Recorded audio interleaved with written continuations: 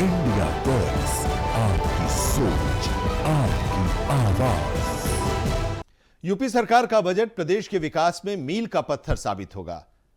इस बजट को लेकर लगातार जो प्रतिक्रियाएं आ रही हैं उसमें यह कहा गया है कि बजट से हर वर्ग को लाभ मिलेगा।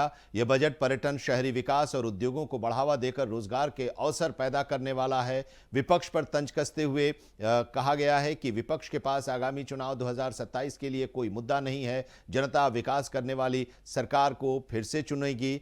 यूपी सरकार में स्वतंत्र प्रभार के मंत्री हैं कपिल देव अग्रवाल। उन्होंने यूपी सरकार के बजट को लेकर ये बातें कही और हमारे संवाददाता अनुराग तिवारी ने यूपी सरकार में मंत्री कपिल देव अग्रवाल से खास बातचीत की। सुनिए उन्होंने क्या कहा। सरकार मंत्री कपिल देव अग्रवाल हमारे साथ में हैं। सर, आज जनता का बजट बहुत भारी भरकम आप ले आए, जनता के लिए सुपुर्द भी हो गया, तमाम विभागों को अलॉटेड भी हो गया, लेकिन राजनीति की भेंट भी चढ़ा। तमाम जो प्रतिक्रिया है सामने के खेमे से आ रही हैं। अखिलेश यादव कहते हैं विदाई वाला बजट है, जाते जाते अंतिम बजट है। देखिए, 9,12,000 करोड़ का बजट, ये भारी भरकम बजट पूरे प्रदेश को हमको सिंचित करने वाला, युवाओं को रोजगार देने वाला, श्रमिकों को सम्मान देने वाला, महिलाओं को आत्मनिर्भर कराने वाला, किसानों को उनकी फसल का उचित मूल्य दिलाने वाला, आर्टिफिशियल इंटेलिजेंस से जोड़ करके नई तकनीक के साथ, नए टेक्निकल बीजों के साथ, नए प्रोडक्ट के साथ उनको पोषित करने वाला, एमएसएमई इंडस्ट्री के माध्यम से इंडस्ट्री का कैसे इन्वेस्टर्स उत्तर प्रदेश के अंदर आता है, कैसे दुनिया भर के लोग इन्वेस्टर्स उत्तर प्रदेश में आते हैं, युवाओं को उसके कारण से कैसे रोजगार मिलता है, कैसे हमारी जीडीपी बढ़ती है, कैसे हम एक्सपोर्ट में लगातार आगे बढ़ते हैं, इलेक्ट्रॉनिक सेक्शन में कैसे हम लोग आगे बढ़े, ऐसे बहुत सारे विषयों के ऊपर ये बजट आया।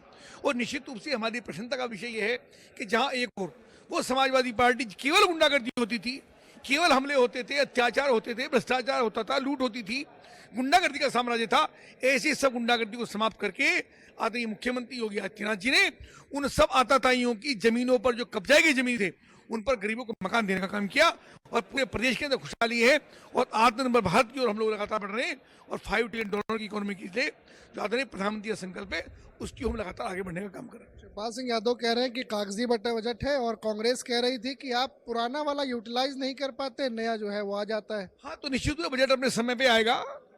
ऐसा नहीं होता, कहीं परिवार में भी नहीं होता, हम सब परिवार भी चलाते हैं कि पूरा खजाना खाली हो जाए उसके बाद हम अगली मेहनत करने निकलेंगे। प्रतिदिन काम करते हैं, प्रतिदिन परिश्रम करते हैं, फिर पैसा आता है, फिर पैसा लगाते हैं, फालतू पैसा आता है उसको जोड़ने का काम करते हैं। तो जैसे परिवार चलता है ऐसी सरकार चलती है। आगामी योजना बनाने के लिए बहुत सारी चीज़ पाइपलाइन में होती है, वो काम होते रहते हैं। टेंडर की प्रक्रिया होती है, कंस्ट्रक्शन की प्रक्रिया होती है, प्रोसेस लगातार चले हुए थे। जैसे जीवन में होता है ऐसी बजट में भी होता है और मुझको लगता है शानदार काम बजट के माध्यम से हुआ। बहुत शुक्रिया सर बात करने के लिए। कैमरा सहयोगी हरीश के साथ Anurag Tiwari, India voice, Lucknow. India बस, आपकी सोच, आपकी आवाज।